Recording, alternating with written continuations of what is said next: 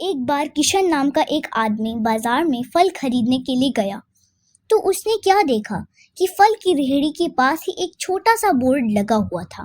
और उस पर मोटे अक्षरों से यह लिखा हुआ था कि मेरी बूढ़ी माँ बहुत बीमार है और मुझे ही उनके लिए खाना बनाना पड़ता है। कुछ दिनों से उनकी तबीयत ज़्यादा खराब होने की वजह से मुझे ही उनकी सेवा करनी पड़ती है और मुझे थोड़ी थोड़ी देर पर मेरी माँ को दवाइयाँ देनी होती है। इसीलिए अगर आपको जल्दी है तो आप अपनी ही मर्जी से फलों को तौल लें और इन सभी फलों के रेट साथ ही में बोर्ड पर लिखे हुए हैं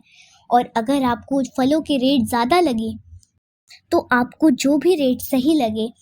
उतने ही पैसे तराजू के बगल में रखे एक गत्ते के नीचे रख दें और अगर आपके पास अभी पैसे नहीं हैं तो आप बाद में भी पैसे दे सकते हैं और आपको फलों में कुछ भी कमी नज़र आए तो आप मुझे माफ़ कर दें, मगर मैं आपसे शाम को 7 बजे ही रेहड़ी के पास मिल सकता हूँ। तभी उस बोर्ड को पढ़कर किशन की भी आंखें नम हो गई और उसने सोचा कि इस फल वाले से मैं एक बार ज़रूर मिलूँगा। और किशन ने कुछ फलों को तौलकर अपने थैले में रख लिया और उसने अपनी जेब से पैसे निकालकर जब उस गत्ते को उठाया तो वहाँ पर कुछ 200-250 रुपए रखे हुए थे, तो उसने भी पैसे उस पे रख कर उस गत्ते को ढक दिया और फिर किशन वहाँ से चला गया। और फिर एक दिन किशन ने उस फल वाले से मिलने का मन बनाया और वो शाम को ठीक 7 बजे फल की रेहड़ी के पास पहुँच गया। वहाँ उसने देखा कि एक कमज़ोर सा आदमी, उसकी दाढ़ी आधी काली आधी सफ़ेद और उसने मैला सा कुर्ता पजामा पहन रखा था। और जैसे ही किशन वहाँ पर पहुँचा तो वो आदमी अपनी फलों की रेहड़ी को धक्का लगाते हुए वहाँ से जाने लगा। तभी उस आदमी ने किशन की तरफ मुस्कुराते हुए कहा कि साहब, फल तो ख़त्म हो गए हैं। तो किशन ने उसे रोकते हुए कहा कि ज़रा रुकिए, मुझे फल नहीं चाहिए, मैं तो सिर्फ आपसे मिलना चाहता हूँ। तभी वो फल वाला हैरान होकर रुक गया और तभी उसने अपनी रेहड़ी के नीचे से एक स्टूल निकाला, अपने गमछे से साफ कर उस पे किशन को बैठने के लिए कहा। तभी किशन ने उस आदमी से कहा, अरे नहीं नहीं, इसकी कोई ज़रूरत नहीं है, मैं तो सिर्फ आपके बारे में कुछ जानना चाहता था। तो फल वाले ने हाथ जोड़कर कहा कि साहब, मेरा नाम सीताराम है। फिर किशन ने सीताराम से कहा कि सीताराम जी, मेरा नाम किशन है और क्या आप मेरे साथ सामने वाले उस ढाबे पर एक कप चाय पी सकते हैं। तभी वो दोनों चाय पीने सामने वाले ढाबे पर चले गए और चाय भी आ गई। तभी चाय पीते पीते सीताराम किशन से कहने लगा कि साहब, पिछले 3 सालों से मेरी माँ बहुत ज़्यादा बीमार है, इसीलिए अब वह बिस्तर पर ही रहती हैं और मेरी कोई संतान भी नहीं है और 2 साल पहले मेरी पत्नी की मृत्यु हो गई। बस अब मेरी माँ और मैं ही बचे हैं और अब मेरी माँ की देखभाल करने वाला मेरे सिवाय कोई नहीं है, इसीलिए मुझे हर वक्त माँ का ख्याल रखना पड़ता है और मैं अपनी माँ से बेहद प्यार करता हूँ। और साहब, एक दिन जब मैं अपनी माँ के पाँव दबाते हुए उनसे कह रहा था कि माँ, मुझे तेरी सेवा करने का तो बड़ा जी चाहता है, पर मैं क्या करूँ, मुझे फल भी तो बेचने जाना पड़ता है ना, अब तू ही बता मैं क्या करूँ। तभी मेरी माँ ने मेरे सिर पर हाथ फेरते हुए मुझसे कहा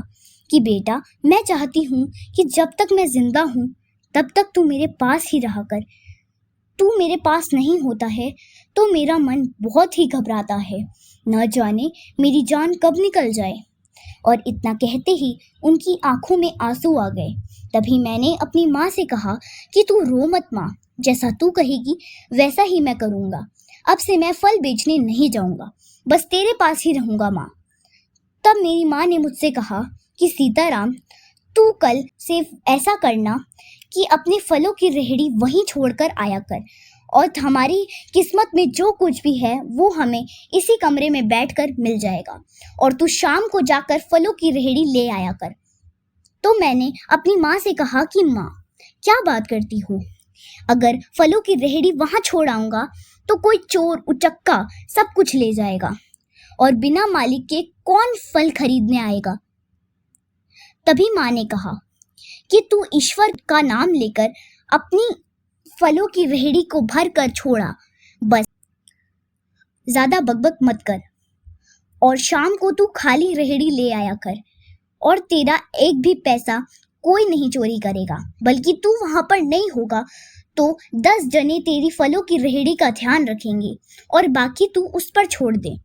और किशन साहब, मेरी माँ की कही बातों को मान कर ही मैं रोज रेहड़ी सुबह यहाँ छोड़कर चला जाता हूँ और शाम को खाली रेहड़ी ले जाता हूँ और इस तरह मैं अपनी बूढ़ी माँ का दिन भर सेवा भी कर लेता हूँ।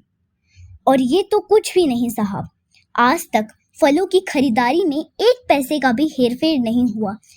और बल्कि कुछ लोग तो इस बोर्ड को पढ़कर थोड़े बहुत ज़्यादा ही पैसे रख जाते हैं और कभी मेरी माँ के लिए फूल रख जाते हैं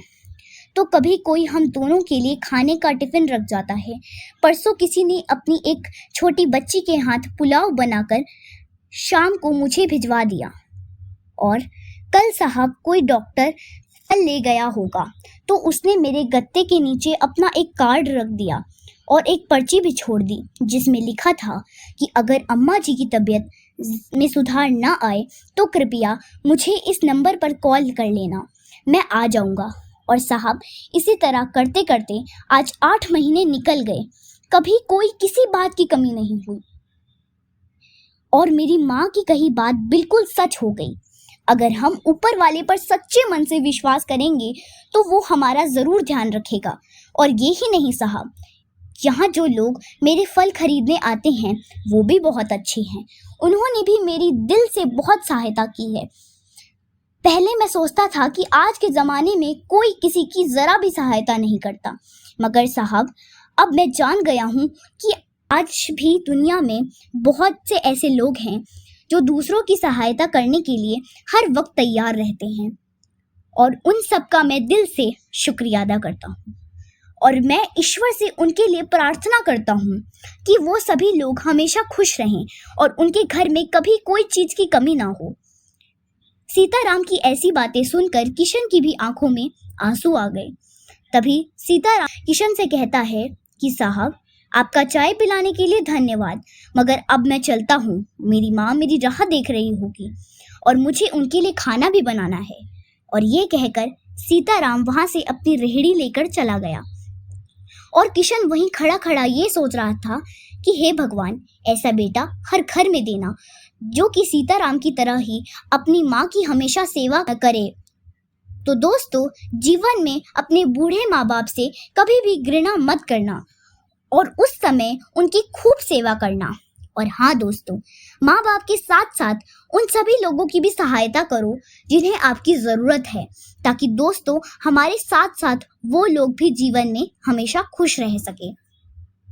धन्यवाद। अगर आपको मेरी वीडियो अच्छी लगी हो तो प्लीज़ इसे लाइक करें, शेयर करें अपने दोस्तों के साथ और अगर आप मेरे चैनल पर नए हैं तो प्लीज़ मेरे चैनल को सब्सक्राइब करें और बेल आइकन को प्रेस करना ना भूलें ताकि आपको मेरे आने वाली सभी वीडियोस की नोटिफिकेशन सबसे पहले मिले। Thanks for watching this video.